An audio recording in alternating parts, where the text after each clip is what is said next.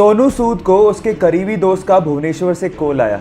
उसने उसको बताया कि कोची में 177 ऐसी लड़कियां फंसी हुई हैं जो किसी फैक्ट्री में सिलाई का काम करती थी। अब कोरोना की वजह से वो फैक्ट्री तो हो गई बंद। अब वहां पर उनको उनके घर जाना है, लेकिन कोई साधन ही नहीं है। तो सोनू सूद का दिल देखिए, उस बंदे ने बेंगलोर से एक स्पेशल फ्लाइट करवाई जो कि कोची से उन 177 लड़कियों को भुवनेश्वर तक एयरलिफ्ट करा रही है। बहुत बड़ा दिल है उस बंदे का। एक दिल है सोनू, कब तक जीतोगे। इस बंदे को उसके काम के लिए सल्यूट करने का मन करता है। तो सोनू सूद के लिए एक लाइक तो बनता है।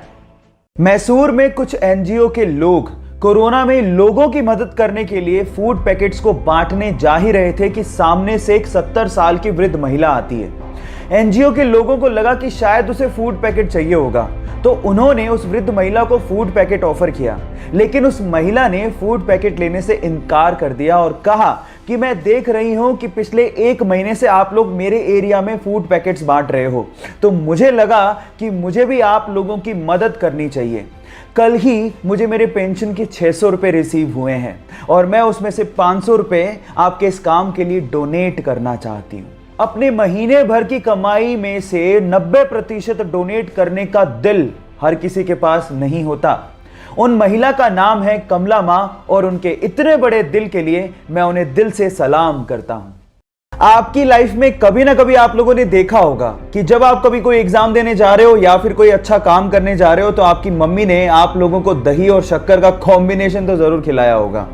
लेकिन अगर मैं आपसे पूछूं कि इसके पीछे का रीजन क्या है तो शायद आप कहोगे कि ये कोई अंधविश्वास होगा, लेकिन ऐसा नहीं है। एक्चुअली इसके पीछे एक साइंटिफिक रीजन है। एक्चुअली दही एक कूलिंग फूड होता है और शक्कर के अंदर ग्लूकोज होता है, और इन दोनों का कॉम्बिनेशन आप लोगों को एक इंस्टेंट एनर्जी देता है और आपके ब्रेन की कंसंट्रेशन लेवल को बढ़ाता भी है। तो अगली बार जब आपकी मम्मी आप लोगों को दही और शक्कर खिलाए तो इसे अंधविश्वास मत समझिएगा। इसके पीछे साइंटिफिक रीजन को समझ के प्यार से खाइएगा और अपने अच्छे काम के लिए जाइएगा। सक्सेस जरूर मिलेगी।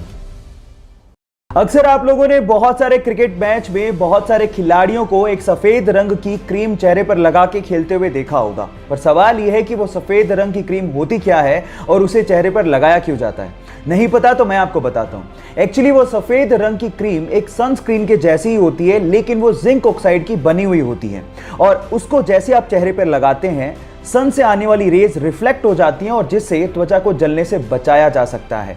क्या इसके पहले तक इफेक्ट आपको पता था और नहीं पता था तो चैट सेक्शन में लिखना मत भूलिएगा।